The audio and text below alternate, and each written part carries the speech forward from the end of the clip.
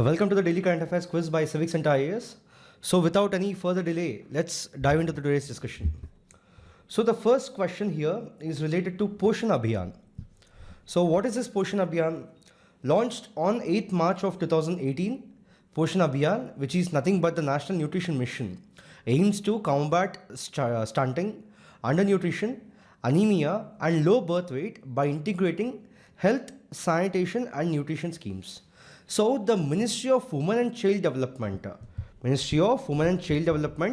leads the program with convergence across ICDS, NHM and PMMVY, but it is not Ministry of Health and Family Welfare. So the first statement is wrong. So moving on, the first 1000 days strategy focuses on maternal and early childhood nutrition. A key feature is technology-driven service delivery, utilizing the Poshan tracker for real-time monitoring. Hence, the statements 2 and statement 3 are correct, right? So, the National Council on India's Nutrition Challenges, chaired by the Vice Chairman of the Niti Aayog, ensures the policy coordination. So, even this statement is correct. And furthermore, the Mission Poshan 2.0 further strengthens the interventions covering 14 lakh Anganwadi centers and benefiting over 10 crore individuals. So here the second statement 2, 3 and 4 are correct, and the correct answer is option C, which is nothing but 2, 3 and 4, right? Now moving on to the second question. The second question is a 3-statement question related to the Commission on Air Quality Management and Graded Response Action Plan. See, what is this CAQM? Established under the CAQM Act of 2021, it is a statutory body responsible for coordinating and implementing the air pollution control measures in Delhi NCR and adjoining states. So it has regulatory powers to issue binding directives to state governments, pollution control boards and industries. So it is not a statutory body established under executive order, but it is established under an act. So the first statement is wrong. So a major initiative under the CAQM is the Graded Response Action Plan, in short called the GRAP, which enforces stage-wise restrictions based on air quality index. Okay, so this statement is correct, right? And GRAP issues mechanized road cleaning, dust suppression, traffic restrictions, and construction bans at different air quality index levels. So these regulatory powers is also correct. Hence the correct answer is option B, which is 2 and 3 only. Right. So the December 2024 revision of the Graded Response Action Plan strengthened proactive pollution control measures, ensuring more effective responses to anticipated and sudden air quality deterioration in winter months. Now moving on to the third question, it's a 2-statement question related to delimitation in India. See, delimitation is the process of fixing the number of seats and redrawing constituency boundaries for the Lok Sabha and state legislative assemblies. So it also includes a reservation of seats for the SCs and STs. This statement is correct, right? And the process of delimitation is carried out by Delimitation Commission, but not Election Commission. So it is carried out by Delimitation Commission, which is an independent body set up under a parliamentary act, but not by Election Commission of India. So these delimitation commissions were constituted in four times in 1952, 1963, 1973 and 2002. Okay, so here the correct answer would be what? 2 only. So the second statement is correct and the first statement is wrong, and the correct answer is option B. Now moving on to the next question, it talks about the National Green Tribunal. So the National Green Tribunal is a statutory body. It is a statutory body established under the National Green Tribunal Act of 2010 with the mandate to ensure speedy and effective disposal of environmental cases. So it is not established under the Environmental Protection Act. So it has both civil and criminal jurisdiction over the cases related to pollution control, environmental conservation and enforcement of legal rights related to environment. Hence, the statement A or the option A is correct. So it has jurisdiction over key, NGT has suo motu powers, meaning it can take up environmental matters without specific case filings. So it has jurisdiction over key environmental laws like the Water Act of 1974, Air Act of 1981, Environmental Protection Act of 1986 and Biodiversity Act of 2002. Furthermore, the National Green Tribunal can review government decisions and impose penalties, including fines up to 10 crore and imprisonment for violations. So here both these statements are wrong, and hence the correct answer is option A. Option A. Now, moving on to the fifth question, which deals with the Rights of Persons with Disabilities Act of 2016. We have to identify the incorrect statement in this. So, the Rights of Persons with Disabilities Act of 2016 aligns with the United Nations Convention on the Rights of Persons with Disabilities ratified by India in 2007. Ratified by India in 2007. So it expands the number of disabilities from 7 to 21 and grants legal recognition to all the persons with disabilities, including those with high support needs. Hence the statement A is correct, right? So unlike the previous provisions, it ensures that PWDs retain legal autonomy even if the guardianship is provided for assistance. So the statement 2 is incorrect. Statement 2 is incorrect. Furthermore, the Act mandates barrier-free access to public places, buildings, and transport within a 5-year compliance period. Hence, the statement C is also correct, right? It also establishes an institutional mechanism through advisory boards, chief commissioners, and grievance redressal mechanisms to enforce legal provisions and protect the persons with disabilities rights.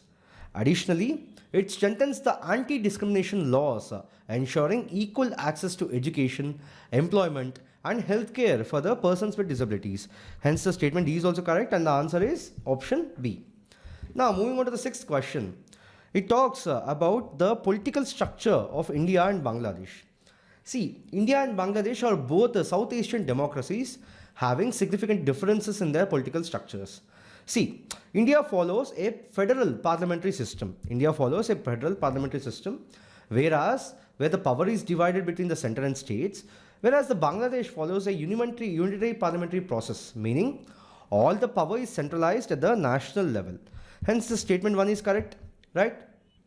So, in India, the president is elected by an electoral college comprising of MPs and MLAs, while in Bangladesh, the president is elected by the unicameral Janjatiya Sansad and has only a ceremonial role.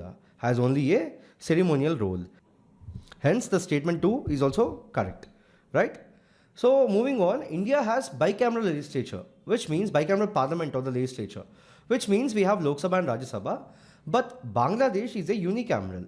But here in statement it's given that both are bicameral, which is wrong. Hence, the correct answer is option A, which is 1 and 2 only. Now, moving on to the seventh question, it talks about the butterfly population decline in the United States. So, in the Binghamton University study of 2024, revealed a 22% decline in United States butterfly populations based on 12.6 million butterfly sightings from 35 monitoring programs. So, this number is correct according to the study. Hence, the assertion is correct. So, what are the causes for this decline? See, the main causes identified for this decline are habitat loss because of urbanization and deforestation, over pesticide use, and also climate change. So, what happens when there is climate change? Droughts, especially in the southwest United States, reduce the butterfly host plants and nectar sources, while the rising temperatures disrupt migration and breeding cycles. So, the reason is also correct, and R is explaining the A, right? Many species are severely affected, with 33% showing significant declines and 107 species declining by over 50%. See, as we all know, butterflies play a very crucial role in ecological role as pollinators, indicator species of environmental health, and food sources for birds and other wildlife. So, this decline signals wider economic stress impacting entire ecosystem. So, the conservation efforts such as the habitat restoration and reducing the pesticide use are essential to mitigate this crisis. So, here the correct answer would be option A, where both A and R are true, and R is the correct explanation of A. Now, moving on to the eighth question, which deals with the elector's photo identity card, in short called the EPIC card. See, the EPIC card or the photo identity card is an identity document issued to voters to prevent impersonation, which was introduced in the year 1993 under the Registration of Electoral Rules of 1960. Hence, option A is correct, right? But here in the question, we have to identify the incorrect statement. So, it contains the details such as name, age, residence, photograph and signature of the registration officer. However, holding an epic alone does not grant voting rights. So only the electors list or the electors list in the electoral roll of a constituency are eligible to vote. Hence the statement B is wrong, right?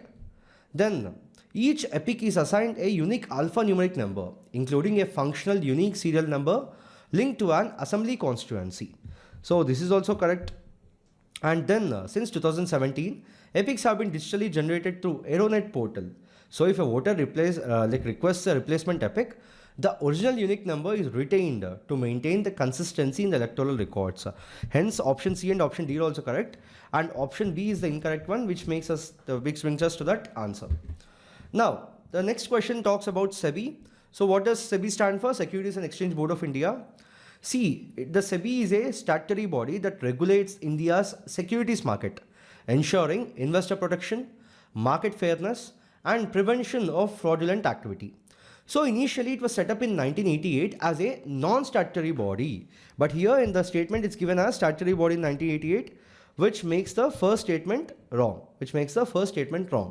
So it oversees the stock exchanges, market intermediaries and financial instruments, enforcing rules and regulations to maintain transparency.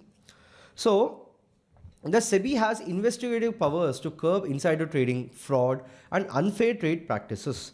So the statement 2 is correct, and its board includes a chairman who is appointed by the Union government, representatives from the Finance Ministry and the Reserve Bank of India and other officials. Hence statement 3 is also correct, and the answer is option C, which is 2 and 3 only. Now moving on to the last question of the discussion, which is a matching type. This question is given in the context of the Women's Day, International Women's Day, celebrated today on 8th March 2025. So here then the left side we have given women achievers list, and the right side their fields of contribution. So women in India have made significant contributions across various fields, from defense and science to even corporate leadership and sports. So first one, Dr. Tessie Thomas led the missile technology advancements in DRDO, earning the Missile Woman of India title. So 1 matches to D. Now who is Vatika Shukla? She is the CMD of the Engineers of India Private Limited, and who is a corporate leader. So 2 matches to C. So this brings us to like these two options, right? Then moving on to third person, PV Sindhu. As we all know, she is a badminton player. So she is related to sports and badminton. So 3B. So these two options have this similar. Now here we have to, come up with the correct answer. So what's the fourth name? Ishrat Akhtar. So Ishrat Akhtar is a Kashmir's first international wheelchair basketball player, advocating inclusivity in sports. So she is related to A. 4 becomes A. Now, then who is Anita Kundu? Anita Kundu made history by climbing Mount Everest from both the sides, showcasing women's resilience in mountaineering. So the 5 comes down to E, and the correct answer is option B. So these achievers exemplify India's progress in gender inclusivity, fostering empowerment in governance, science, business and sports. Right? So we are done with 10 questions from the 10 topics from the Hindu, Indian Express and the PIB. For the PDF, you can check our description, or if you don't find it in the description, please join our Telegram channel, where you will find the PDFs of the question paper and both explanation of these particular 10 questions. So we'll be back again with another video tomorrow. Thank you.